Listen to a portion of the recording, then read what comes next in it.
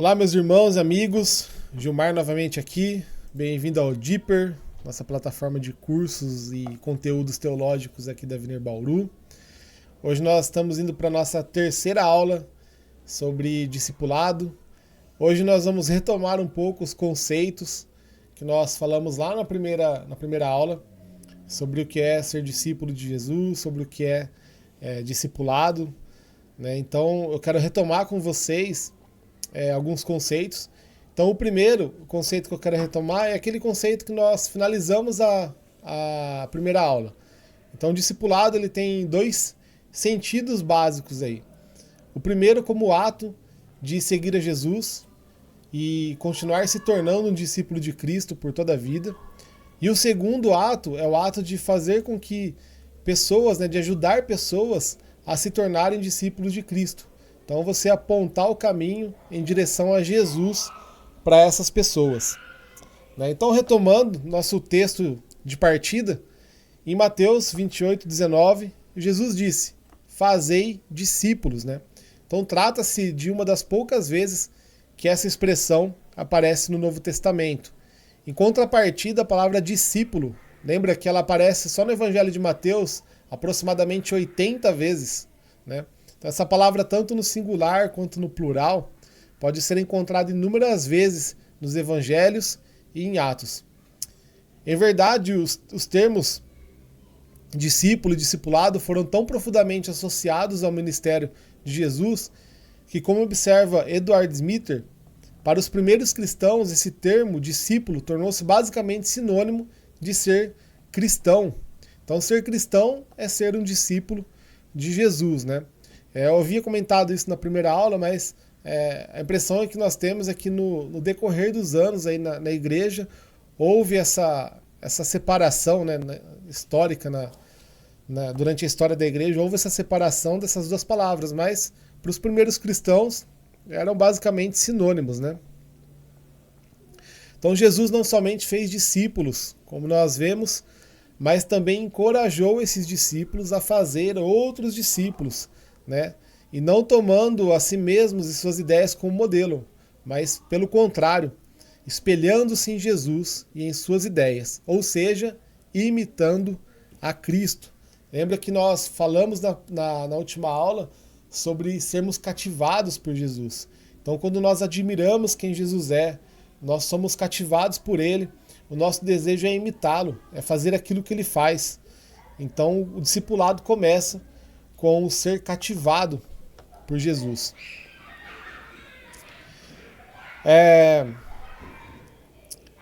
Então, existe até dois livros que eu quero recomendar para vocês aqui. A gente vai citar bastante eles aí ao longo das nossas aulas. Mas, nesses dois sentidos que nós falamos sobre discipulado, um como ato de seguir Jesus e outro como ato de ensinar pessoas a seguir Jesus, também existem dois livros que vão tratar de discipulado dessa forma. O primeiro livro é o livro do Dietrich Bonhoeffer, que trata o discipulado como ato de seguir Jesus. Ele vai falar basicamente sobre se tornar um discípulo de Cristo. Ele vai falar sobre os mandamentos de Jesus e é basicamente uma exposição toda do Sermão do Monte, onde nós vemos Jesus lá em Mateus, capítulo 5, 6, 7, e ele vai tratar mais algumas outras questões também. O outro livro sobre discipulado é sobre ajudar pessoas a seguir Jesus, a se tornar discípulos de Jesus. E também se chama discipulado. E quem escreveu esse livro foi o pastor Mark Dever. E são dois livros que têm o mesmo nome, eles carregam o nome discipulado, mas que vão tratar sobre aspectos diferentes. Ou seja, o ato de ajudar alguém a seguir Jesus e o ato de seguir a Jesus. Então, esses dois atos. Hoje nós vamos abordar um conceito aqui, que é o conceito de custo. Então, existe um custo para seguir a Jesus. Isso não diz respeito à salvação.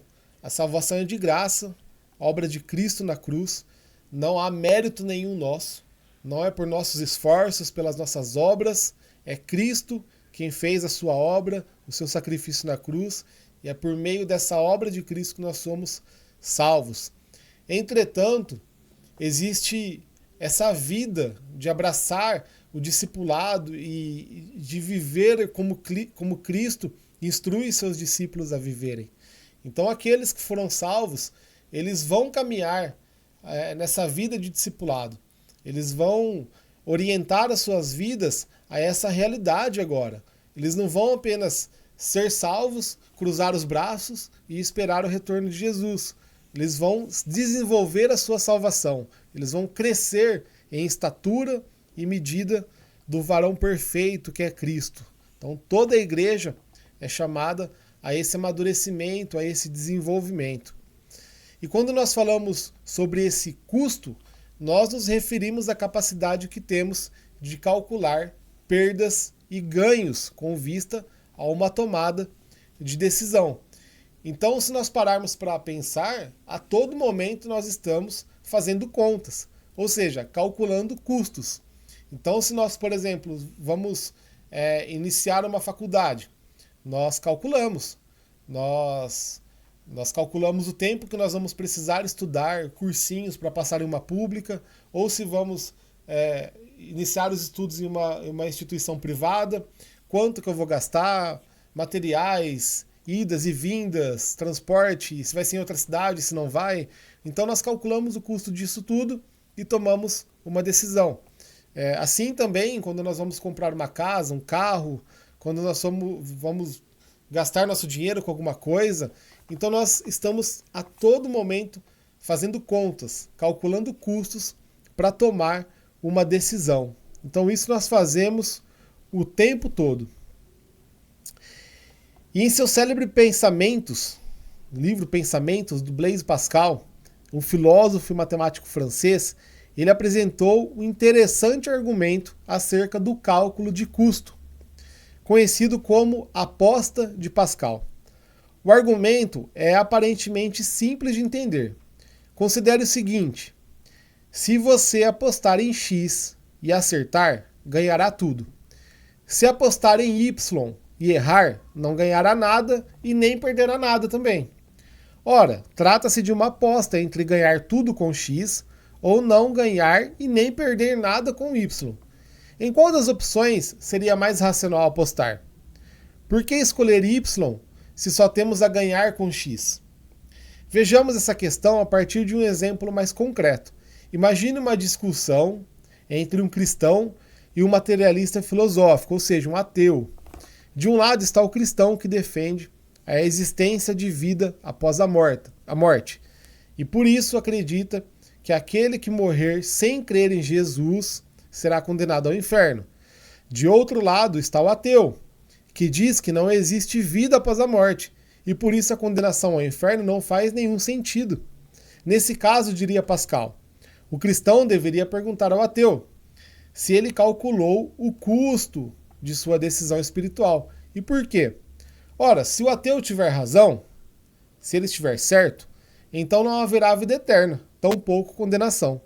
Tanto o cristão como o ateu entrarão em um estado de decomposição após a morte e ponto final. Acabou. Observe que nesse cenário, tanto o cristão como o ateu não ganham nem perdem nada depois da morte. Entretanto, se o cristão tiver razão, crer em Jesus Cristo e na vida eterna fará toda a diferença. Ou seja, se o cristão não tiver razão, se o cristão tiver razão, haverá um ganho para o cristão e um prejuízo irreparável para o ateu. Levando em conta esses dois cenários, o ateu estaria fazendo uma escolha arriscada e calculando mal o custo de sua decisão. Em suma, de acordo com os cálculos de custo, o cristão faz uma escolha mais prudente do que a do ateu. Ora, a despeito de ser mais prudente, a decisão de seguir Jesus inevitavelmente implica em um custo. Obviamente que não é simplesmente escolher X ou Y, né? Isso é um exemplo que Pascal dá e nós podemos ilustrar dessa forma, né?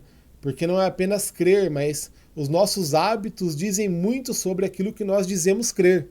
Então, dizer que nós cremos em Jesus Cristo, mas vivermos uma vida a par dos ensinamentos dele e do estilo de vida que ele ordena que nós abracemos, né, é um grande engano.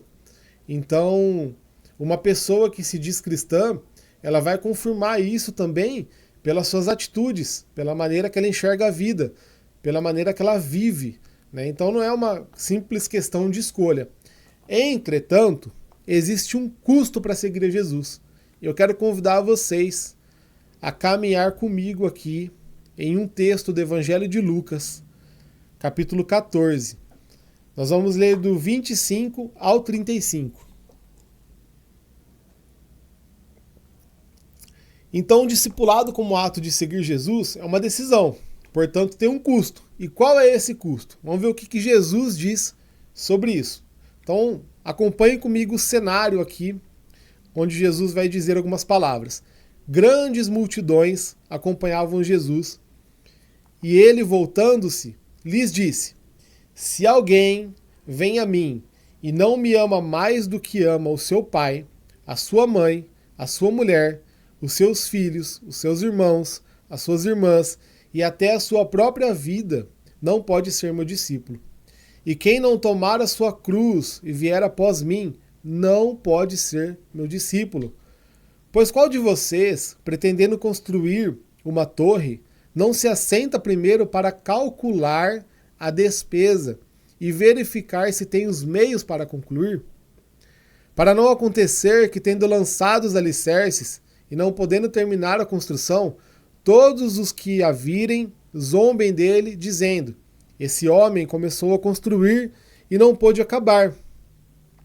Ou qual é o rei que, indo para combater outro rei, não se assenta primeiro para calcular se com 10.000 homens poderá enfrentar o que vem contra ele com 20.000? Caso contrário, estando o outro ainda longe, envia-lhe uma embaixada, pedindo condições de paz. Assim, pois, qualquer um de vocês que não renuncia a tudo o que tem, não pode ser meu discípulo. Então observe, Jesus está em meio a uma grande multidão que o segue. Ele se volta para essa multidão e diz essas palavras. Com base nesse texto, o ato de seguir Jesus pressupõe 3 demandas. Então nós vemos que Jesus diz: se alguém vem a mim e não me ama, e não toma sua cruz, e não renuncia a tudo que tem, não pode ser meu discípulo. Então ele traz 3 demandas para segui-lo. E essas 3 demandas são um certo tipo de amor, um certo tipo de sofrimento e um certo tipo de desapego. Então Jesus lança as cartas na mesa. Olha, vocês querem me seguir? Existem 3 demandas que vocês precisam considerar. Então tem um certo tipo de amor, um amor que é devido somente ao Senhor. Um certo tipo de sofrimento, sofrimento que vem pelo fato de sermos seguidores de Cristo. E um certo tipo de desapego. As coisas dessa terra, os bens materiais, né, tudo que está à nossa volta, elas não tomam o nosso coração, nós somos desapegados dessas coisas. Né? Nós somos como mordomos que administram tudo aquilo que nós recebemos pela graça de Deus. Então, nós vamos falar mais sobre essas demandas, mas basicamente fique com elas e com isso que eu disse. Um certo tipo de amor, um certo tipo de sofrimento e um certo tipo de desapego. No discipulado, essas 3 demandas não podem ser preteridas. O que isso significa? Que a ausência de uma delas desqualifica o discipulado. Então eu não tenho como ter apenas um certo tipo de amor a Jesus, se esse amor que eu tenho a Jesus não está disposto a sofrer por causa dele.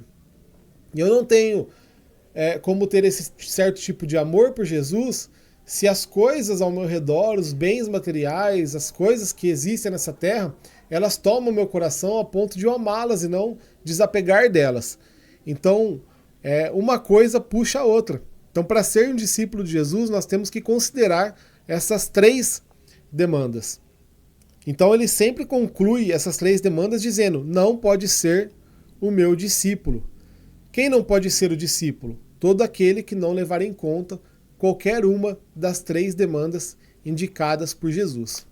Irmãos, para seguir a Jesus existe um custo. Jesus foi muito claro nessas palavras. nós temos que considerar essas 3 demandas: amar como ele deve ser amado, sofrer por causa de sermos seguidores dele e viver uma vida desapegada dos bens materiais e das coisas que rodeiam a nossa vida. Isso é muito claro. Isso não está relacionado, como eu disse no início, à salvação. Mas todos aqueles que são verdadeiramente salvos, eles vão buscar viver uma vida que considere essas 3 demandas. É impossível viver uma vida, se dizer cristão, e desassociado dessas 3 demandas. Nós seremos, então, apenas aquela multidão que segue Jesus e interessado em se beneficiar de alguma coisa que Jesus faça, apenas pelos milagres, pelas multiplicações, e viver a uma margem, viver no anonimato. E é sobre isso que nós vamos continuar falando nas próximas aulas, nos nossos próximos encontros aqui. Na nossa próxima aula nós vamos conversar um pouco sobre discipulado e anonimato.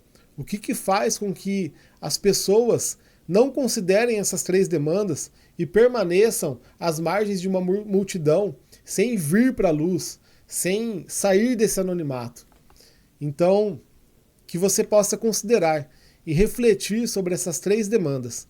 Jesus foi muito claro nesse texto. Aqueles que querem segui-lo precisam considerar ter um certo tipo de amor, um certo tipo de sofrimento e um certo tipo de desapego. Até a próxima aula. Que Deus abençoe. Espero que tenha edificado a sua vida. Então nós nos encontramos em breve. Até logo.